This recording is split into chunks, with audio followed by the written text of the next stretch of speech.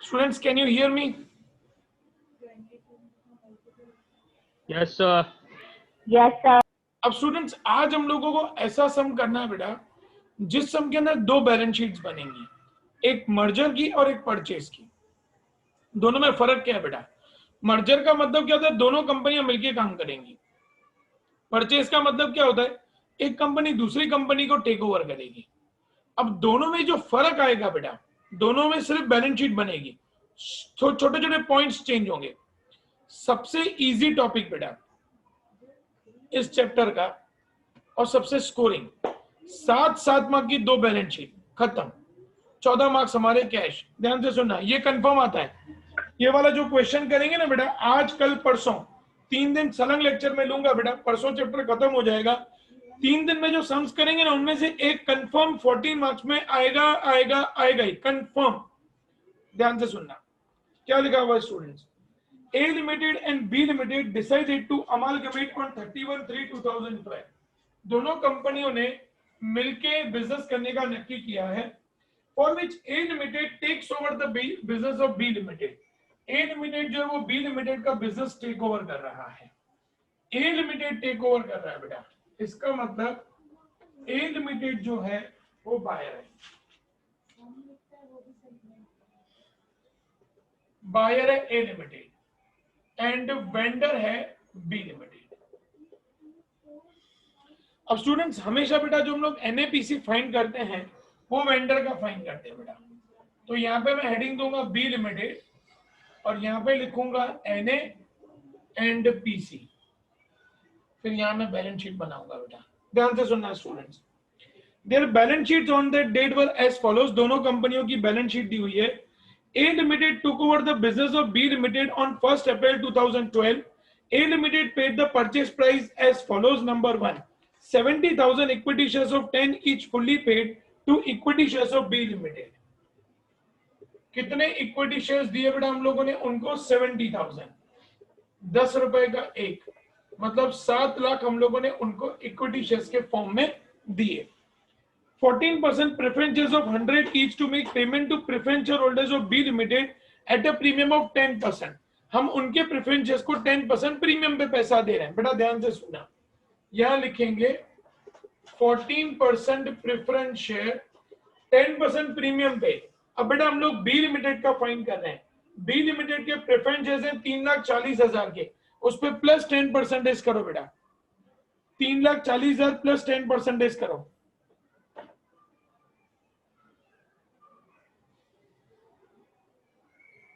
3,74,000। 3,74,000 हम लोगों ने उनको प्रेफरेंसेस को दिए। Debentures of B limited were converted into equal number of debentures of A limited, as it is रखा। डिबेंचर में कोई चेंज नहीं की है। डिबेंचर हमारी लायबिलिटी होती है बेटा, तो यहाँ पे मैं माइनस लिख रहा हूँ लायबिलिटी, और लायबिलिटी में लिख दूंगा डिबेंचर्स एज इट इज, उनके जो भी हमको दिए हुए हैं। डिबेंचर्स दिए हुए अपन को उनके बी लिमिटेड के 70,000। नेक्स्ट है the statutory reserves of B limited are still to be retained for 2 more years। अब बेटा स्टैट्यूटरी रिजर्व्स का मतलब क्या होता है? स्टैट्यूटरी रिजर्व का मतलब होता है ऐसी रिजर्व जो किसी स्पेशल पर्पस के लिए होती है, जैसे एक्सपोर्ट रिजर्व होता है। भाई हम लोगों ने जितना भी एक्सपोर्ट किया वो पैसा हम लोग रिजर्व करके रखते हैं। यहाँ इन्वेस्टमेंट रिजर्व्स होती हैं, हमने जो पैसा इन्वेस्ट किया उसके लिए हम लोग रिजर्व क्रिएट करते हैं, तो ये हमारी स्टैट्यूटरी रिजर्व्स कहलाती हैं। जब बिजनेस बंद होता है तो ये रिजर्व खत्म हो जाती हैं, लेकिन यहाँ पे लिखा है कि ये रिजर्व 2 साल और चलेंगी, तो उनका इफेक्ट जो बैलेंस शीट में आएगा, एनएपीसी में हम लोग उसका कुछ भी नहीं करेंगे। बेटा यहां तक कोई डाउट हो तो मेरे को पूछ सकता है बेटा कोई भी, फिर मैं आगे बढ़ू। डन, तो ये मेरे को पीसी मिल गया बेटा 10,74,000। अब एनए में देखते हैं बेटा, असेट्स बी लिमिटेड की दी हुई है, land and building 3,10,000, land and building के बाद प्लांट एंड मशीन 3,40,000, फिर प्लांट एंड मशीन के बाद फर्नीचर 70,000, फिर इन्वेस्टमेंट्स 1,00,000, फिर स्टॉक 1,90,000, डेटर्स 2,06,000, कैश 1,04,000। टोटल करो बेटा इसका 13,20,000। 13,20,000। अब लायबिलिटीज में देखते हैं बेटा, इक्विटी शेयर्स नहीं, प्रेफरेंसेस नहीं, जनरल रिजर्व नहीं, एक्सपोर्ट प्रॉफिट रिजर्व नहीं, इन्वेस्टमेंट अलाउंस रिजर्व नहीं, प्रॉफिट एंड लॉस नहीं, डिबेंचर्स हम लोगों ने लिख दिया है, creditors 70,000 and other current liabilities 30,000। ये माइनस करो बेटा, देखो एनए कितना आ रहा है,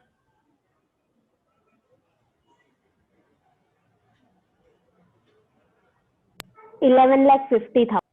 11,50,000। यहां तक क्लियर बेटा सब लोगों को? यहां तक कोई कंफ्यूजन स्टूडेंट्स? अब हम लोग बनाएंगे बेटा balance sheet of A limited. ध्यान से सुनना क्योंकि कल सेम ऐसा सम आप लोगों को खुद करना है। Balance sheet of A limited, particular rupees बेटा मैं दो बना रहा हूं, liabilities and asset, particular rupees क्योंकि जगह कम पड़ेगी बेटा। ये लिखा मैंने इक्विटी एंड लायबिलिटी, उसके अंदर पहला शेयर कैपिटल, दूसरा रिजर्व, तीसरा नॉन करंट लायबिलिटी, उसके बाद चौथा करंट लायबिलिटी। ये जो बैलेंस शीट बना रहे ना बेटा, ये पहली वाली in the nature of merger, ये ब्रैकेट में मैंने लिखा मर्जर। अब यहां पे पहला फिक्स्ड एसेट्स, दूसरा लिखेंगे इन्वेस्टमेंट्स, फिर तीसरा लिखेंगे करंट एसेट्स एंड चौथा लिखेंगे अदर एसेट्स। ठीक स्टूडेंट्स, बढ़ो बेटा आगे स्टूडेंट्स। हाँ सर। ओके, अब ध्यान देना बेटा, बहुत सिंपल है। जो जो असेट्स दिए ना बेटा, पहले हम लोग उनको प्लस करते लिखते जाएंगे, क्योंकि अब दोनों कंपनियां मर्ज हो गई। मर्ज होने का मतलब दोनों कंपनियां साथ में मिलकर काम करेंगी, तो दोनों की असेट्स एंड लायबिलिटीज मर्ज हो जाएंगी। जैसे लैंड एंड बिल्डिंग है बेटा, वो फिक्स्ड असेट है, दोनों को प्लस कर देंगे, 5 और 3 8,10,000। फिर प्लांट एंड मशीन, दोनों को प्लस कर देंगे बेटा, 6 और 3 9,90,000। फर्नीचर फिक्स्ड असेट्स है 1,85,000। इन्वेस्टमेंट्स 2,40,000, सीधा बाहर लिख दिया। स्टॉक करंट एसेट है बेटा हमारी, यहां पे लिखा स्टॉक 250 190 350 440 4,40,000। स्टॉक के बाद डेटर्स, वो भी हमारी करंट एसेट है, 180 और 2,06,000, तो 3,86,000। फिर उसके बाद cash and bank balance, cash and bank balance है 1 और 1 2,49,000। ये हमारी असेट्स हो गई कंप्लीट। अब आ जाते हैं स्टूडेंट्स लायबिलिटीज पे। लायबिलिटीज में सबसे पहले इक्विटी शेयर्स, तो शेयर कैपिटल में लिखेंगे इक्विटी शेयर्स ए के 10 लाख और बी के जो यहां पे लिखे हैं बेटा 7 लाख, तो 10 और 7 17 लाख। फिर लिखेंगे बेटा 12% प्रेफरेंस शेयर्स, ए वाले, ए के 4,40,000। फिर बी के 14% प्रेफरेंस शेयर्स है बेटा, तो 14% प्रेफरेंस शेयर्स 3,74,000। स्टूडेंट्स यहां तक हम लोगों ने बिल्कुल नॉर्मल सम किया बेटा, असेट्स और लायबिलिटीज में जो भी अब तक था उनको प्लस करके लिखा। अब यहां से कैलकुलेशंस बदलेंगी बेटा। स्टूडेंट्स ध्यान से सुनना, ए लिमिटेड बी लिमिटेड के साथ मर्ज हो रहा है, तो बी लिमिटेड के जो ओरिजिनल इक्विटी शेयर्स हैं बैलेंस शीट के हिसाब से वो 6 लाख के हैं, और उनके ओरिजिनल प्रेफरेंस शेयर्स जो हैं वो 3,40,000 हैं। मतलब ए लिमिटेड को बी लिमिटेड को एक्चुअली 10,40,000 देना चाहिए, लेकिन ए लिमिटेड बी लिमिटेड को कितना दे रहा है बेटा? 10,74,000 दे रहा है, जो पीसी का अमाउंट है बेटा। तो देखो कितने रुपए ज्यादा दे रहे हैं बेटा हम लोग उनको? 34,000। ये जो 34,000 है ना बेटा, ये 34,000 रुपीज रिजर्व में से निकलेगा। कौन सी रिजर्व में से निकलेगा? ध्यान से सुनना बेटा। यहाँ पे लिखेंगे जनरल रिजर्व, दोनों का जनरल रिजर्व का प्लस करेंगे। 1,00,000 सर 9,40,000 आएगा। अरे हाँ 9,40,000, सॉरी 9,40,000 मतलब 1,34,000, सॉरी। अब ये पैसे कहां से निकलेंगे बेटा?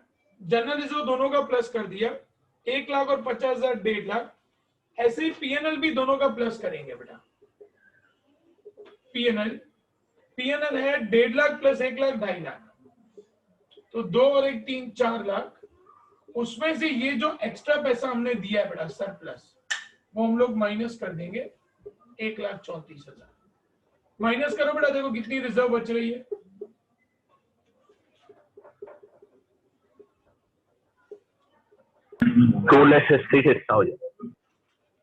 वो लिखेंगे हम लोग यहाँ पे 2,66,000। अब आ जाते हैं बेटा बाकी रिजर्व्स पे। बाकी रिजर्व्स को नॉर्मल प्लस करते लिखते जाएंगे बेटा। एक्सपोर्ट प्रॉफिट रिजर्व दोनों कंपनियों का प्लस करके लिखेंगे 60 + 40 1 लाख। फिर उसके बाद इन्वेस्टमेंट अलाउंस रिजर्व दोनों कंपनियां मिल गई हैं तो दोनों की रिजर्व भी प्लस हो जाएंगी। ओके, उसके बाद पीएनएल हो चुका है। डिबेंचर्स नॉन करंट लायबिलिटी में लिखेंगे। ए कंपनी के डिबेंचर्स 1 लाख और बी कंपनी के डिबेंचर्स 70,000, 1,70,000। फिर क्रेडिटर्स करंट लायबिलिटी में लिखेंगे, दोनों कंपनियों के प्लस करके 1,60,000। फिर उसके बाद अदर करंट लायबिलिटीज दोनों कंपनियों को प्लस करके 70,000। स्टूडेंट्स कोई कंफ्यूजन बेटा किसी को भी? बैलेंस शीट सर रिजर्व्स में वो माइनस क्या वो एक बार फिर से समझ लो बेटा। क्या किया है हम लोगों ने? वी आर ए लिमिटेड, हमने बी लिमिटेड का बिजनेस टेक ओवर किया है, तो हमको बी लिमिटेड के उनके ओरिजिनल इक्विटी शेयर्स 6 लाख और उनके ओरिजिनल प्रेफरेंस शेयर्स के हिसाब से हमको उनको 3,40,000 रुपया देना है। मतलब टोटल 9,40,000 देना है, लेकिन हम लोग उनको पीसी का पेमेंट कर रहे हैं 10,74,000 का। हम उनको 1,34,000 रुपये ज्यादा दे रहे हैं। तो जब भी पैसा हम लोग ज्यादा देते हैं ना बेटा, वो हम लोग रिजर्व में से निकालते हैं। तो रिजर्व में दोनों की जनरल रिजर्व, दोनों की पीएनएल, उनको प्लस किया तो 4 लाख आया। जो एक्स्ट्रा पैसा दिया वो माइनस करके बाकी बाहर लिख दिया। बाकी एक्सपोर्ट प्रॉफिट रिजर्व और इन्वेस्टमेंट अलाउंस रिजर्व दोनों को प्लस करके लिख दिया। किसी और को कोई कंफ्यूजन स्टूडेंट्स?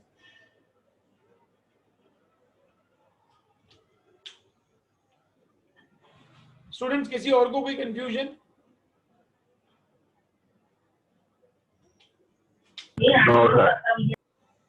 अब सबका टोटल करके बाहर शिफ्ट करो बेटा। सबसे पहले शेयर्स का 17 लाख, 4,40,000, 3,74,000, 17 और 3 20, 20 और 4 24, 25,14,000 शायद।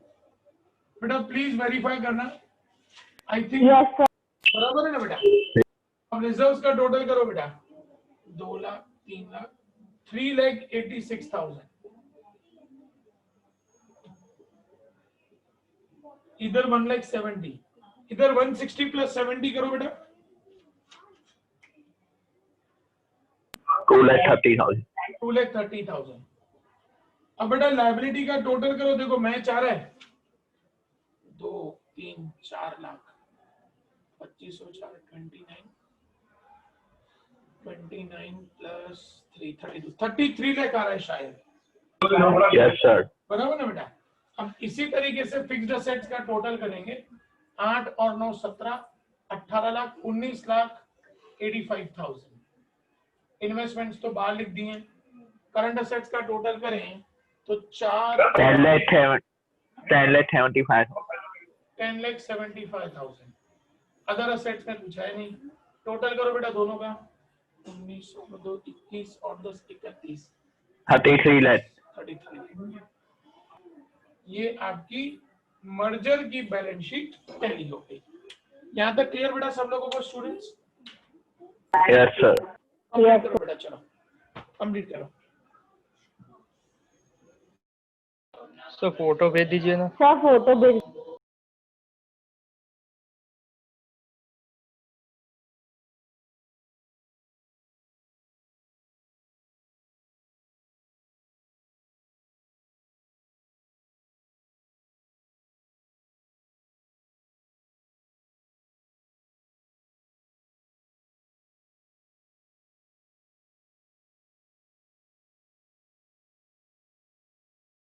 बेटा ये फटाफट बैलेंस शीट करना है, क्योंकि एक और बैलेंस शीट करनी है बेटा, जल्दी करना।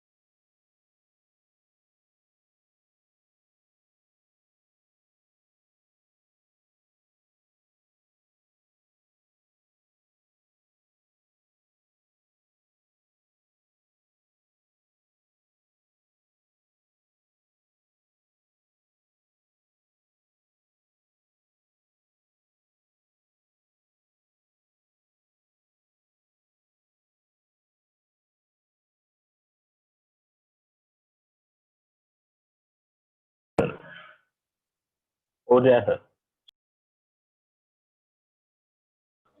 बेटा सबका कंप्लीट हो गया बैलेंस शीट स्टूडेंट्स?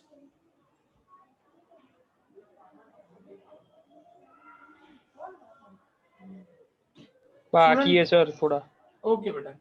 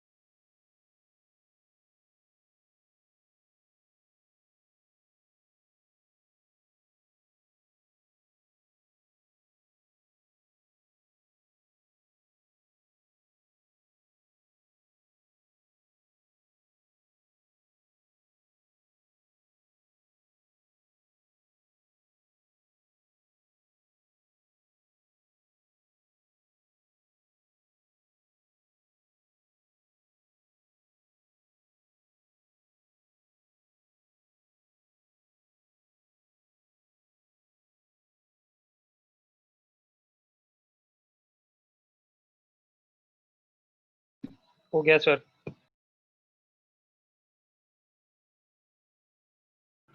स्टूडेंट सबका कंप्लीट हो गया बेटा ये मर्जर वाला बैलेंस शीट? स्टूडेंट्स हाँ ना में जवाब दे सकते हैं बेटा अपन।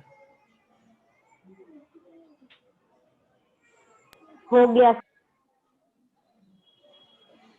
अब स्टूडेंट्स आता है purchase in the form of purchase. Purchase में क्या चेंज होगा बेटा वो सुन लेना खाली। आप लोग बोलोगे सर ये हमारे 14 मार्क्स एकदम कैश है। फिक्स्ड एसेट्स कोई चेंज नहीं, as it is. Investments as it is. Current assets as it is, कोई चेंज नहीं। Equity shares as it is. Preference shares as it is, कोई चेंज नहीं। चेंज होंगी सिर्फ और सिर्फ स्टूडेंट्स रिजर्व्स, बाकी और कुछ भी चेंज नहीं होगा। बाकी सब कुछ एज इट इज रहेगा। डिबेंचर्स भी एज इट इज, क्रेडिटर्स भी as it is, other liabilities भी एज इट इज। रिजर्व्स क्यों चेंज होंगी बेटा ध्यान से सुनना। सपोज करो स्टूडेंट्स मैं पार्थ का बिजनेस टेक ओवर कर रहा हूं, क्या पार्थ अपने प्रॉफिट्स मुझे देगा बेटा? मैं उसका बिजनेस परचेज कर रहा हूं तो क्या पार्थ मुझे अपने बिजनेस के प्रॉफिट देगा? नो, नहीं देगा ना। तो जो रिजर्व्स बनती है बेटा वो प्रॉफिट में से बनती हैं। अगर मैं बी लिमिटेड का बिजनेस परचेज कर रहा हूं बेटा, वो अपनी मुझे रिजर्व्स नहीं देंगे। अब यहां पे क्या होगा बेटा ध्यान से सुनना स्टूडेंट्स। हमारी यहाँ पे एनए ज्यादा है, तो एनए जब ज्यादा होता है तो वो कैपिटल रिजर्व होता है। एनए माइनस पीसी करो बेटा।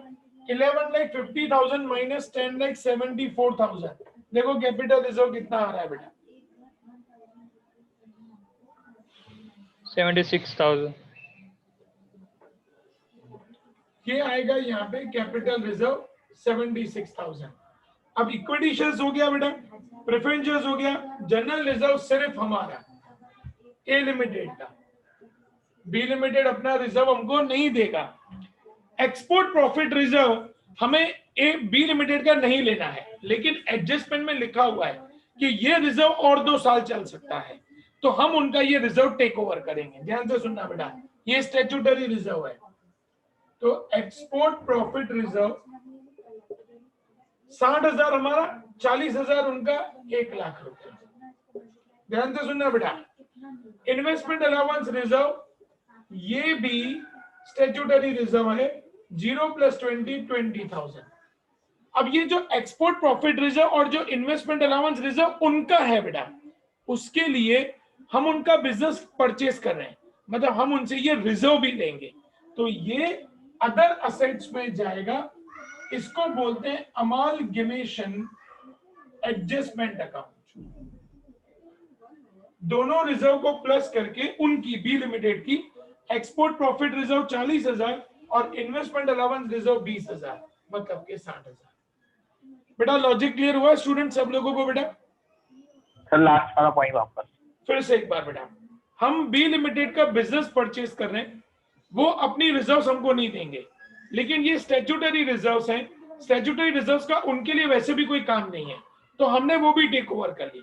तो वो यहाँ पे प्लस करके लिखेंगे एक्सपोर्ट प्रॉफिट रिजर्व और इन्वेस्टमेंट अलाउंस रिजर्व, और जो बी लिमिटेड की ये दोनों रिजर्व है उसके लिए एक यहाँ पे अलग से अकाउंट बनेगा अदर असेट्स में, अमालगमेशन एडजस्टमेंट्स दोनों को प्लस करके 60,000।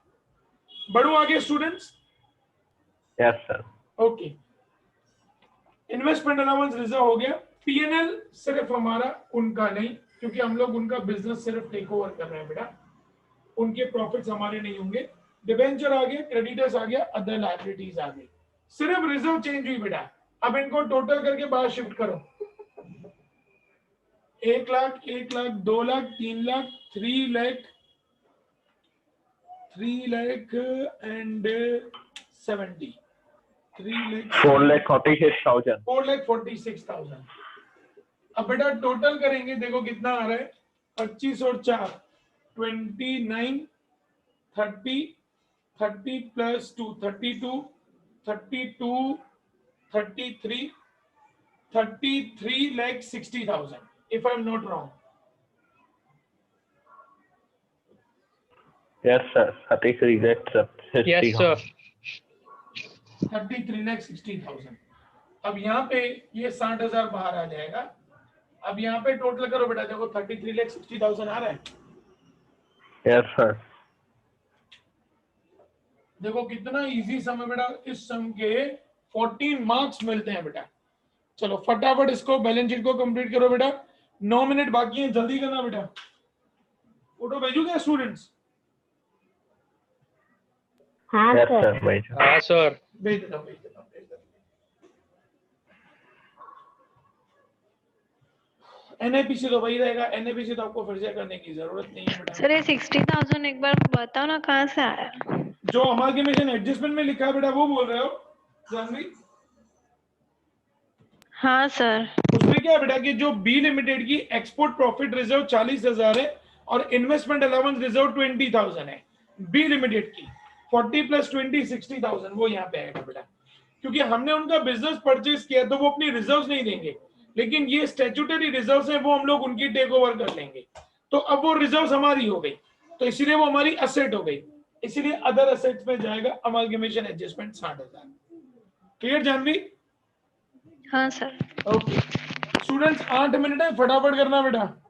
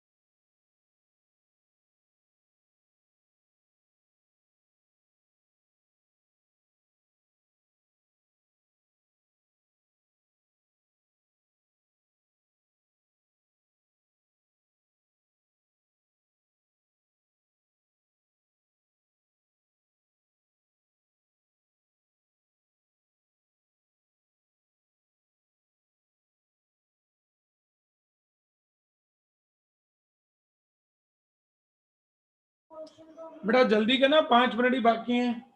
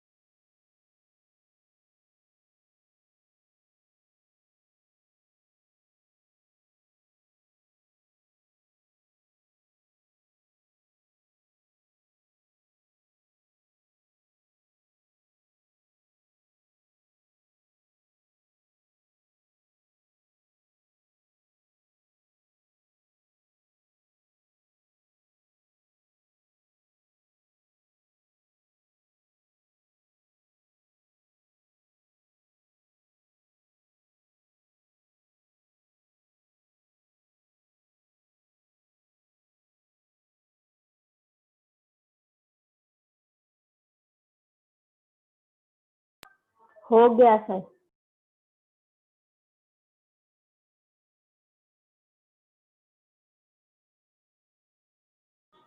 स्टूडेंट जिनकी बैलेंस शीट बनती जाए बेटा वो मीटिंग लीव करते जाना।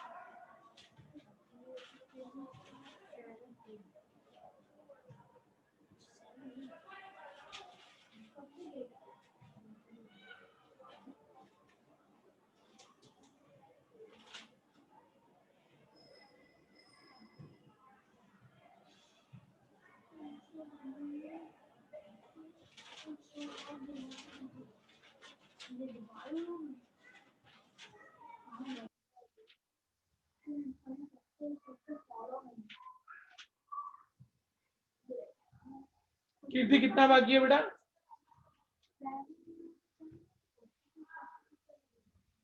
हो गया सर। ओके बेटा।